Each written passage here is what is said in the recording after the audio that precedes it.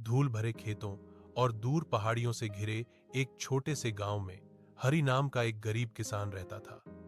उसका जीवन हमेशा से ही कठिन रहा था।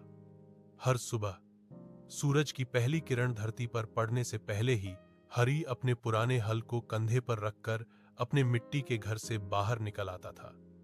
जमीन सूखी थी, बारिश देर से होती थी और उसकी फसलें हर मौसम में मुश्किल से बच पाती थीं। फिर भी हरि ने कभी शिकायत नहीं की।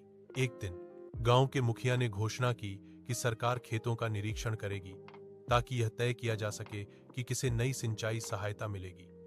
हरि जानता था कि अपनी जमीन सुधारने का यही उसका एकमात्र मौका था, लेकिन जब उसने अपने खेत को देखा तो वह निराश हो गया। जमीन फटी हुई थी और हर जगह खरपतवार उगाए थे। यह देखकर उसके पड़ोसी रामू ने कहा, हरि, तुम इतनी मेहनत क्यों करते हो?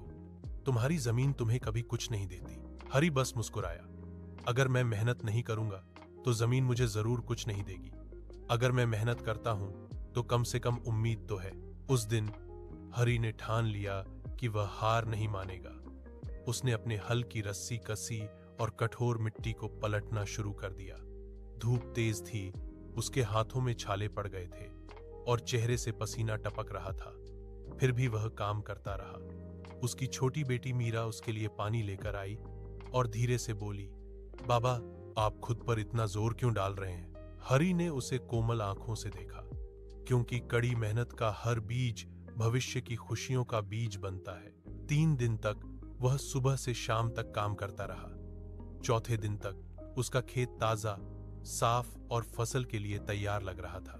जब निरीक्षण दल पहुंचा तो वे इस बदलाव को देखकर हैरान रह गए।